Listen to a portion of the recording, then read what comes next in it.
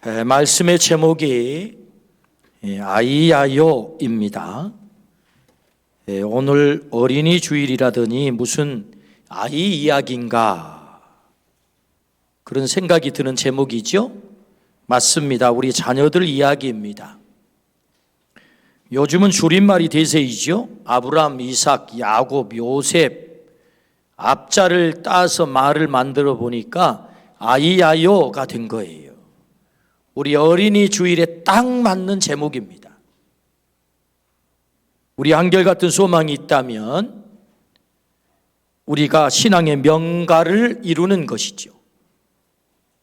그래서 우리의 아들, 딸, 손자, 손녀들이 세상에서 별처럼 쓰임받고 별처럼 빛나는 그런 존재가 된다면 얼마나 좋을까요? 아이야요 마지막 인물이 요셉입니다. 요셉이 바로 그런 인물이죠. 하늘의 별처럼 쓰임받은 신앙의 명가의 꽃 요셉이죠. 요셉이 누구입니까? 약관 30세에 당시 세계를 제패하던 애굽의 국무총리가 됩니다. 애굽은 어떤 나라입니까? 할아버지 아브라함이 흉년이 들어 애굽에 피난을 갔을 때 애굽의 왕 바로가 할머니 사라를 강탈하려고 했던 나라가 애굽입니다. 그런 애굽을 증손자 요셉이 통치를 하게 됐다고요. 이 역사에 얼마나 큰 역전입니까? 요셉은 무슨 국무총리에 올라갔다, 그 직위가 높은 위치를 차지했다 그래서 별처럼 쓰임받는 존재가 아니고 애굽을 구원하고 이스라엘을 구원했다는 것입니다. 그 흉년의 자리에서. 그래서 위대한 거죠. 하늘의 별처럼 빛나는 인물, 그가 요셉입니다. 어떻게 그것이 가능했을까요? 아브라함이 신앙의 명가를 이루어 4대째 요셉에게서 그 꽃을 활짝 피운 것입니다. 4대째 믿음의 집안을 이루어서 꽃을 활짝 피운 거라고요. 오늘 본문은 하나님이 모세를 불렀습니다. 모세야, 저 애굽의 내 백성이 종살이하고 있는데 가서 그들을 좀 해방시켜야 되겠다. 하나님, 제가 내 백성에게 가서 뭐라고 말합니까? 그 백성들이 내 말 들어줍니까? 믿어줍니까? 누가 보냈다고 말해야 되나요? 내가 보냈어. 내가 보냈다고 말해. 그럼 하나님을 뭐라고 소개해야 되는데요? I am that I am. 나는 스스로 있는 자야. 그리고 곧바로 이어서 하시는 말씀이 아브라함의 하나님, 이삭의 하나님, 야곱의 하나님, 요셉의 하나님이야. 그렇게 가서 말해. 이게 내 영혼이 불려질 칭호이거든 라고 성경이 말씀합니다. 왜 아브라함, 이삭, 야곱의 하나님이라고 성경은 일부러 길게 하나님을 소개할까요? 종이가 남아서? 그렇지 않습니다. 이유가 있는 거지요. 나는 역사적인 하나님이야. 나는 살아있는 하나님이야. 나는 조상들과 함께 했던 하나님이야. 아브라함, 이삭, 야곱, 요셉 12지파와 함께 했던 그 하나님, 너희가 신앙의 명가를 이루어 아브라함이 이삭에게, 이삭이 야곱에게, 야곱이 요셉에게 신앙을 전수하여 신앙의 명가를 이룰 때는 너희가 애굽을 통치했잖아. 그런데 너희가 하나님 떠나 살 때 애굽의 종이 되었잖아. 신앙의 명가를 다시 재건해야 되지 않겠어? 그 얘기하려고 하나님을 이렇게 소개하는 거예요. 아브라함의 하나님, 이삭의 하나님, 야곱의 하나님. 그렇게 소개하는 거지요. 신앙의 명가를 이룰 때, 그 신앙이 자자손손 잘 전수될 때 너희들이 애굽을 통치했다니까. 그런데 그 하나님 떠나고 하나님 안 섬기고 우상이나 쫓아가고 그럴 때 너희는 애굽의 종이 되었던 거야. 때문에 나는 너를 내 백성에게 보낸 이유가 있어. 그것은 신앙의 명가를 다시 재건해서 너희가 이 세상에 복이 되어야 되지 않겠어? 그거 말씀하시는 거죠.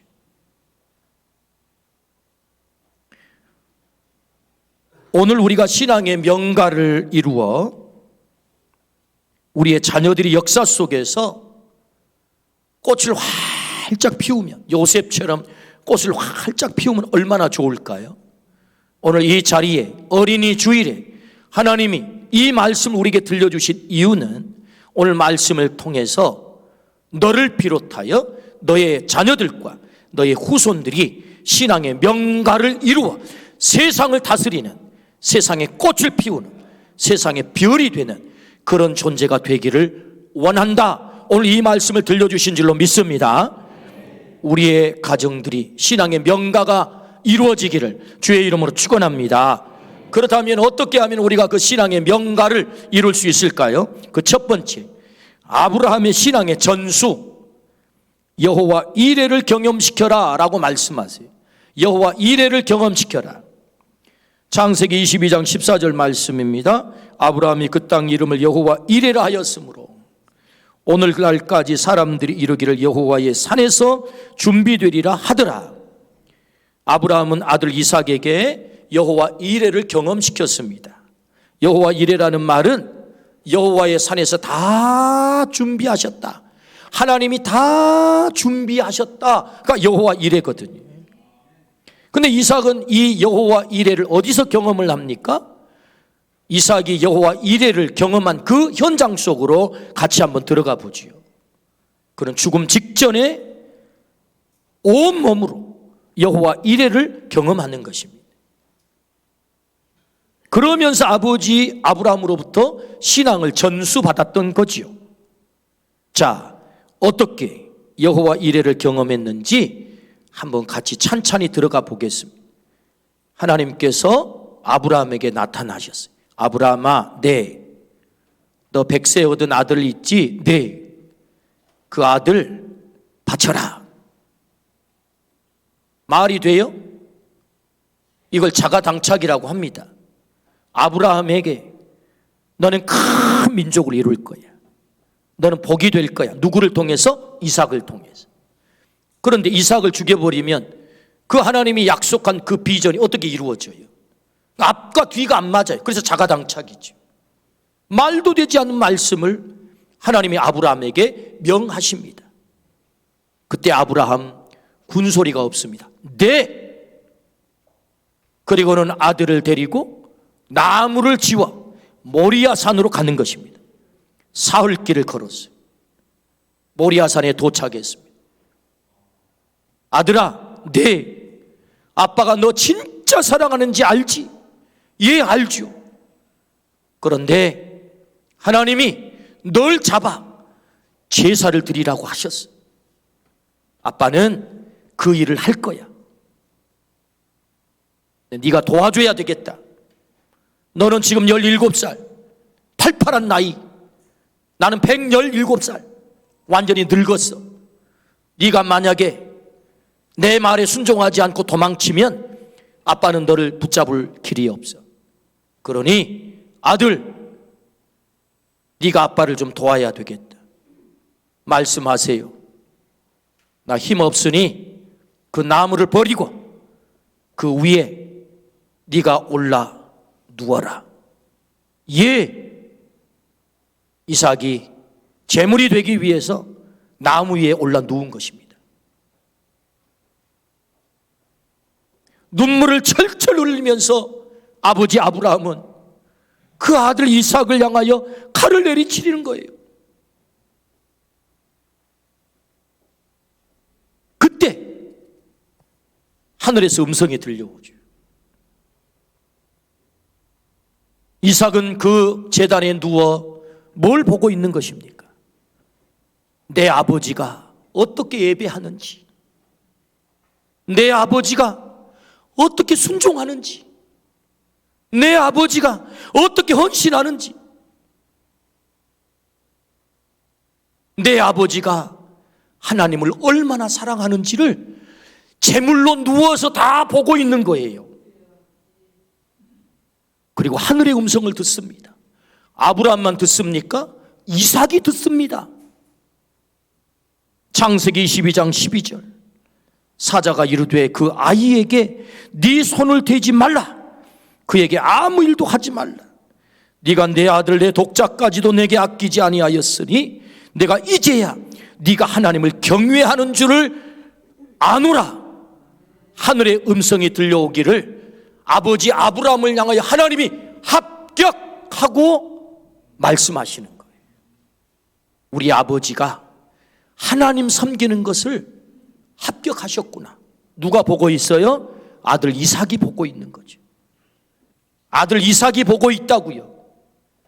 신앙이 책상머리에 앉아서 아들아 신앙생활은 이렇게 하는 거야, 하나님 이렇게 믿는 거야, 물론 그것 중요합니다. 근데 그렇게 다 배워지는 것입니까? 아닙니다. 하나님께서 어디에서 가르칩니까? 모리아산 제단을 펼쳐놓고 아들을 죽이는 그 자리에서 가르치는 것입니다. 그게 신앙을 가르치는 거예요. 신앙을 보여주는 것입니다. 부모의 등 뒤에서 우리 자녀들은 배우는 거죠. 말로 다 배워지면 얼마나 좋겠습니까? 글로 다 배워지면 얼마나 좋겠어요? 어떻게 해서 아브라함이 이삭에게 신앙을 전수하는 것입니까?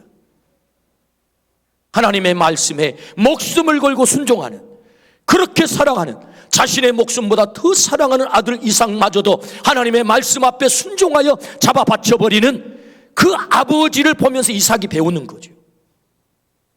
우리 아버지는 이렇게 하나님을 섬기는구나. 우리 아버지는 이렇게 하나님께 헌신하는구나. 우리 아버지는 하나님을 이렇게 사랑하는구나. 그걸 보고 배우는 거죠. 그 현장에서 뭘 경험해요? 여호와 이레를 경험하죠.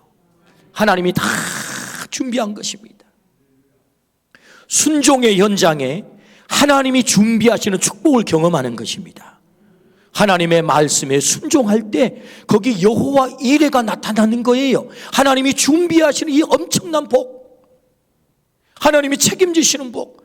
그래서 하나님이 미리 양을 준비하시고 이삭을 그 제물의 자리에서 내려오게 하시고 그 양을 잡아서 하나님 앞에 제사를 드리게 만드시죠. 그리하여 여호와 이레를 경험시킨 것입니다. 한 청년이 너무나도 가난하고 경제적으로 어려워서 대학을 가야 되는데 대학을 갈 수 없었습니다. 고등학교를 졸업하고 어쩔 수 없이 취직을 했어요. 대학이 너무나 가고 싶었습니다. 어머니에게 직장을 다니다가 직장을 내려놓고 어머니 저 공부하고 싶어요. 야, 집안 형편하는데 네가 어떻게 공부를 하냐? 어떻게 대학을 보내냐? 어머니는 그렇게 말씀하지 않고 산 입에 거무줄 치지 않는다. 하나님이 책임지실 거야. 공부해라 라고 용기를 주셨어요. 공부를 용기를 내서 시작했습니다. 그때부터 어머니는 아들이 책상에 앉아 공부하는 시간만큼 새벽 4시면 일어나 성전에 예배당에 가서 기도를 하는 것입니다. 은혜로 대학을 합격했어요. 등록금을 고민하고 걱정을 했는데 학교에서 장학금을 줬어요. 장학금이 해결이 된 것입니다. 등록금이 해결이 된 거예요. 하나님은 여러 도움자를 붙이셔서 공부하는 내내 여호와 이레를 경험하게 만들었습니다. 어머니가 믿는 하나님이 자기의 하나님이 되었습니다. 그리고 이후에도 하나님은 모든 것을 준비하시고 길을 여셨어요. 세월이 흘렀습니다. 그의 아들이 신학대학원을 가게 됐어요. 아버지는 아들을 앉혀놓고 말했습니다. 아들아, 아버지는 여호와 이레를 경험했다. 너도 여호와 이레를 경험하면 좋겠어. 그래서 아버지는 너의 학비를 대주지 않을 생각이야. 너의 진짜 아버지 하나님께서 너를 책임지실 거야. 그걸 너도 경험하면 좋겠어. 그래서 3년 동안 학비를 한 푼도 대주지 않았어요. 그런데 하나님은 3년 동안 그 아들의 학비를 다 책임지셨습니다. 그리고 종의 길을 가게 했습니다. 어느 날 그 아들이 아버지에게, 아버지 감사해요. 하나님의 준비하심과 여호와 이레를 경험시켜 주셔서 감사해요. 아버지는 그 아들의 그 말을 듣고 눈물이 났습니다. 하나님의 뜻에 순종할 때 여호와 이레를 경험합니다. 순종을, 헌신을, 하나님 사랑을, 하나님 경외를 보여줄 때 그 현장이 여호와 이레의 현장이 되고 그 모습을 통해서 아들은 신앙을 배우게 되는 거죠. 오늘 우리에게 말씀하세요. 신앙의 명가를 이루기를 원한다면 너의 자녀들과 너의 손자 손녀가 요셉처럼 그렇게 멋지게 꽃을 피우기를 원한다면 신앙의 명가를 이루어라. 어떻게? 여호와 이레를 경험시켜라 라고 말씀하세요. 이 신앙의 명가를 이루기를 주의 이름으로 축원합니다. 아멘. 두 번째, 이삭의 신앙의 전수입니다. 하나님 신뢰를 보여주라 라고 말씀하세요. 하나님 신뢰를 보여주라. 이삭은 그랄 땅에서 우물을 3개씩이나 파고 그리고 브엘세바에서 우물을 하나, 우물을 4개를 팝니다. 에색, 신나, 르호봇, 브엘세바라고 하는 우물입니다. 무엇 때문에 우물을 4개씩이나 팔까요? 그랄 땅 사람들과 우물 때문에 계속 다툼이 일어나요. 오늘의 우리의 문화로서 우리가 살아가고 있는 삶의 터전에서 우물은 당시에 그 우물의 개념이 잘 이해가 안 됩니다. 당시의 우물은 오늘날 우리가 생각하는 우물, 그런 그냥 우물이 아니, 당시의 우물은 생존의 근거지이자 가장 큰 재산이 때문에 이 우물 때문에 부족 간의 전쟁이 일어나는 것입니다. 최근에도 시리아와 이스라엘이 전쟁을 했던 이유가 여러분 요단강 상류의 그 물 때문에 전쟁을 했거든요. 더군다나 가나안 땅은 물이 귀합니다. 물은 그들의 생명줄입니다. 그런데 놀랍지요? 이삭은 이렇게 귀한 우물을 대적들이 와서 빼앗으면 같이 대적해서 싸우지 않고 그냥 줍니다. 그냥 줘. 그것도 한 번만 주는 게 아니에요. 3번씩이나 우물을 줍니다. 갖기 원해? 너 가져. 너 가져. 얼마나 바보 같아요. 이삭이 힘이 없어서 빼앗깁니까? 그런 거 아닙니다, 여러분.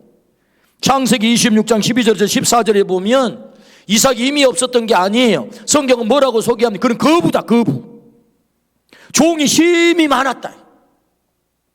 그런 전투력이 충만한 사람이 얼마든지 자기의 재산을 싸워서 지켜낼 만큼의 힘을, 전투력을 가지고 있었던 사람입니다.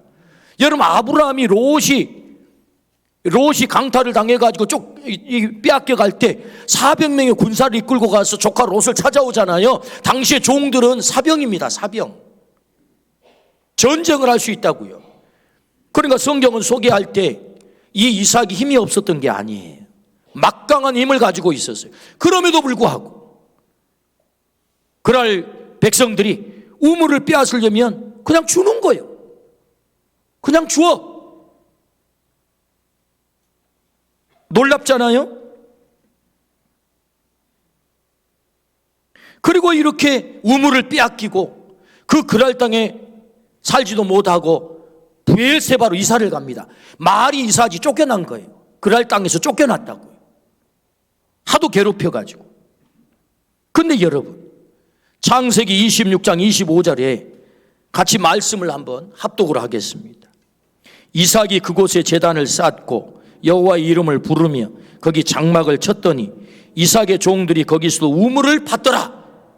이 무슨 말씀입니까? 그랄 땅에서 우물을 3개씩이나 자신의 가장 중요한 재산 3개를 잃었다고요. 그리고 쫓겨났다고요. 예배드릴 만 나겠어요? 근데 쫓겨나가가지고 거기서 뭐 해요? 제단을 쌓았대. 예배를 드렸다는 겁니다, 여러분. 이게 예배드릴 맛이 나냐고요. 하나님 살아계시면 왜 우리 제사를 안 지켜주는 것입니까? 왜 우리가 그 땅에서 살지 못하도록 우리가 쫓겨남을 당해야 되는 것입니까? 당신 같은 하나님을 내가 어떻게 섬길 수 있습니까? 그렇게 해야 되는 것 아니에요? 그런데 쫓겨났어요? 가서 맨 먼저 뭐 했어요? 하나님께 예배를 드렸다고요. 그리고 나서 네 번째 우물을 파고 있는 거예요, 지금. 이삭의 종들이 거기서도 우물을 팠더라. 기가 막힌 얘기죠.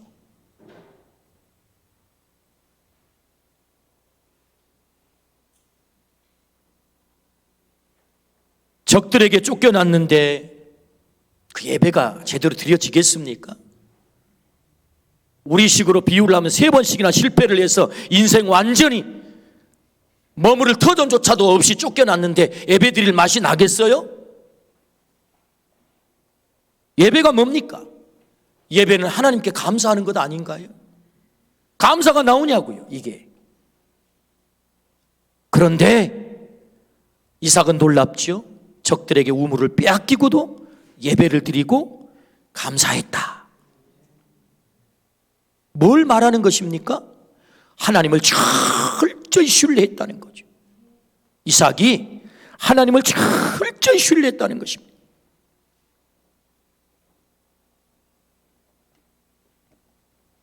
이런 이삭의 모습을 누가 봐요? 아비멜렉이 보고 있는 것입니다. 아비멜렉이. 그래서 창세기 26장 28절부터 29절에 그들이 이르되 여호와께서 너와 함께 계심을 우리가 분명히 보았으므로 우리의 사이에 곧 우리와 너 사이에 맹세하여 너와 계약을 맺으리라. 이게 뭐예요? 아비멜렉이 계속 괴롭혀가지고 우물을 3개씩이나 빼앗았던 사람이거든요. 그런데 저 이삭이란 놈은 우리가 우물을 빼앗으면 망할 줄 알았는데 망하지 않는 거예요. 하나님이 그에게 복을 주시는 거예요. 그걸 보는 거예요. 29절 너는 우리를 해하지 말라. 이는 우리가 너를 범하지 아니하고 선한 일만 내게 행하여 내가 평안히 가게 하였음이라. 이제 너는 여호와께 복을 받은 자니라. 복 받는 것을 말릴 수가 없는 인간인 거예요. 이 보니까 이삭이 어떻게 하나님을 신뢰하고 그렇게 망가뜨리려고 그렇게 재산을 빼앗고 우물을 빼앗아도 하나님이 아브라함에게 복을 주는 거예요. 저 이삭에게 복을 주는 거예요. 그걸 누가 봤어요? 아비멜렉이 봤다고요. 아비멜렉이 본 거예요. 원수가 본 거예요. 와, 저놈 보통 놈이 아니네. 하나님이 복을 주시네. 안 되겠다. 우리 화친 매약을 계약을 맺어야지. 계약 맺자고 찾아온 거예요, 지금. 우리 계약을 맺자.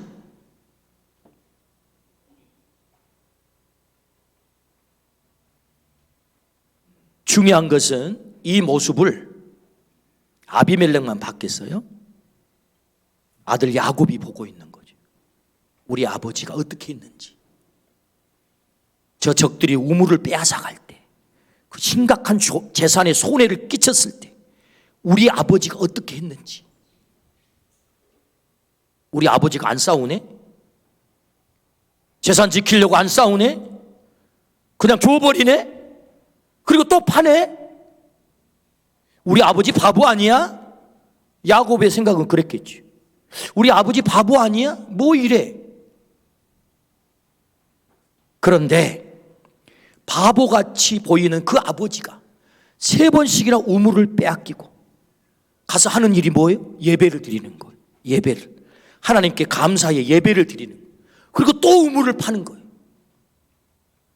창세기 26장 12절에서 13절. 자, 같이 보겠습니다. 시작. 이삭이 그 땅에서 농사하여 그 해에 100배나 얻었고 여호와께서 복을 주심으로 그 사람이 창대하고 왕성하여 마침내 거부가 되어. 할렐루야. 누가 보고 있다고요? 야곱 아들이 보고 있다고요. 이삭의 아들 야곱이 보고 있다고요. 와, 그렇구나. 하나님이 복 주시면 막을 자가 없구나. 100배나 농사를 더 잘 짓게 만드시고 창대하게 만들고 왕성하게 만들고 거부가 되게 만드는구나. 누가 봐요? 아들 야곱이 보는 거죠. 그래서 하나님 신뢰하는 이 이삭, 아버지 이삭의 믿음을 야곱이 물려받고 있는 거죠. 그렇구나. 하나님을 신뢰했을 때 이런 놀라운 일들이 벌어지는구나. 신앙은 이렇게 전수되는 것입니다. 기억하십시오. 우물 하나 빼앗겼다고 세상 다 잃은 것처럼 싸우지 말고 제발 절망하지 마십시오. 아무리 원수들이 활개를 쳐도 하나님은 오늘 또 일하시는 줄로 믿습니다. 기억하십시오. 하나님을 신뢰한다는 것이 무엇입니까? 우물을 빼앗기고 또 빼앗겨도 하나님은 살아계셔. 하나님은 일하셔. 하나님은 전화 이복의 하나님이셔. 그러므로 나는 예배할 거야. 어떤 상황 속에서도. 이상만 배웁니까? 아들이 배운다고, 손자가 배운다고. 마저 우리 아버지는, 우리 엄마는, 우리 할아버지는 그렇게 하셨지. 내게 조금이라도 손해가 끼쳐지면 그것 때문에 아둥바둥 싸워가지고 인생 호들갑 떠지 않는구나.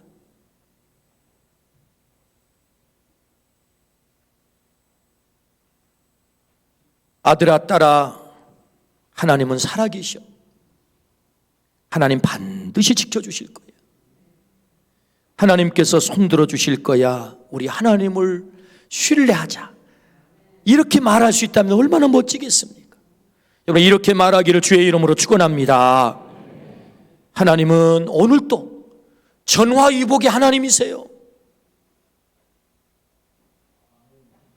어떤 형편 속에서도 하나님은 하나님을 신뢰하고 예배하라고 말씀하세요. 그때 우리의 자녀들은 그 현장에서 하나님을 배우는 것입니다. 믿음을 배우는 거지요. 신앙을 배우는 거지요. 그 어려울 때 아버지는 예배하셨지. 그 어려울 때 우리 엄마는 기도하셨어. 그 어려울 때 사람 원망하지 않고 하나님께 눈물로 무릎을 꿇었어. 하나님 신뢰를 보여주기를 주의 이름으로 축원합니다. 창세기 26장 12절에서 13절 다시 읽어보겠습니다. 이삭이 그 땅에서 농사하여 그 해에 100배나 얻었고 여호와께서 복을 주심으로 그 사람이 창대하고 왕성하여 마침내 거부가 되어 하나님이 복을 주시는 줄로 믿습니다. 신앙의 전수가 이루어지면, 신앙의 명가를 이루게 되면 그렇게 된다 말씀하시는 거죠. 미국 역사상 가장 존경받는 대통령 하면 링컨을 꼽습니다. 그런 평생에 술과 담배를 하지 않았다고 합니다. 독실한 크리스찬이었던 어머니는 링컨에게 어렸을 때 늘 말씀을 읽어주며 신앙을 강조했습니다. 그러나 안타깝게도 어머니는 일찍 세상을 떠났습니다. 어린 시절 엄마가 떠나며 링컨에게 남긴 유언입니다. 비록 너에게 한 푼의 재산도 물려주지 못한다. 그러나 가장 귀한 하나님의 말씀 성경을 너에게 남긴다. 그리고 더 큰 신념과 신앙을 물려주었기에 이 엄마는 기쁘게 눈을 감을 수 있구나 하고 어린 링컨을 남기고 엄마가 떠나세요. 링컨은 엄마의 유언을 평생 간직하며 스스로 절제하고 몸과 시간에 해로운 일을 하지 않았다고 합니다. 링컨은 대통령이 되고 나서 이렇게 고백을 했습니다. 나의 모든 성공은 어머니의 공입니다. 가장 귀한 성경과 신앙을 유산으로 남겨주셨기 때문입니다. 지금의 나와 이렇게 될 수 있을 거라 생각했던 희망, 나의 모든 좋은 습관은 모두 어머니에게서 물려받은 것입니다. 라고 고백을 했어요. 신앙은 단순히 책상머리에 앉아서 배울 수 있는 것이 아닙니다. 부모님의 말과 행동으로 하나님을 얼마나 신뢰하는지 그 모습을 통해서 전승되는 거죠. 그러므로 우리 자녀가 복받기를 원한다면 신앙의 명가를 이루어서, 신앙의 명가, 그 명가가 어떻게 이루어지는 것입니까? 그럼에도 불구하고 하나님을 신뢰하는 믿음, 아버지가, 어머니가 보여줄 때 우리의 자녀들에게 그 신앙이 흘러가게 될 줄로 믿습니다. 아멘. 인디언들의 우화입니다. 아주 깊은 땅, 아무도 볼 수 없는 곳에 깜깜한 동굴이 있었습니다. 동굴이 어찌나 깊은지 빛이 한 번도 들어가 보지 못한 곳입니다. 그러던 어느 날 태양이 동굴에게 초대장을 보냈습니다. 태양을 방문한 동굴은 태양의 찬란한 빛에 경이로움을 느끼며 너무너무 좋아했어요.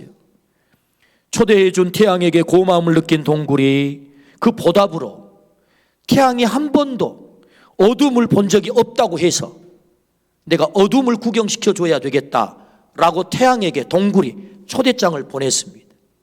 놀러 오세요. 동굴로. 동굴 올림. 그래서 초대를 받고 태양이 그 깊은 깜깜한 동굴 속에 찾아간 것입니다. 아, 내가 어둠이 궁금해. 그래서 동굴 속에 초대를 받은 태양이 동굴 속에 들어갔어요. 아무리 뚫레뚫레 바라보지만 어둠이 없는 거예요. 당혹했습니다. 동굴님, 어둠을 구경시켜 주겠다고 나를 이곳에 초대하지 않았습니까? 근데 어둠이 어디 있나요? 어둠이 어디 있나요? 어둠이 없어져 버린 거예요. 왜요? 태양이 오니 어둠이 사라진 거죠. 빛이 들어오니 어둠이 사라진 거죠. 신앙을 우리 자녀들의 가슴팍에, 우리 손자들의 가슴팍에 전수한다는 이야기가 무엇일까요? 우리 자녀들의 가슴에 의의 태양 대신, 영원한 빛 대신 하나님을 우리 자녀들의 가슴팍에 심는 것입니다. 그 태양 대신 하나님이 자녀들의 가슴팍에 심겨지면 어둠이 사라질 줄로 믿습니다. 빛에 지배당할 줄로 믿습니다. 그의 인생이 환해질 줄로 믿습니다. 왜 우리는 우리의 자녀들에게 신앙을 전수해서 하나님을 그 가슴 속에 심어야 되는 것입니까? 그것은 이 어둠의 세상을 살아갈 때 그들이 빛 안에 거하도록, 빛 안에 머물도록, 빛의 지배를 받도록, 어둠의 지배를 당하지 않고 빛 속에 살도록. 그래서 우리는 우리의 자녀들에게 신앙을 전수해야 되는 것입니다. 신앙의 명가를 이루게 될 때 요셉처럼 꽃을 피우게 된다라고 말씀을 하십니다.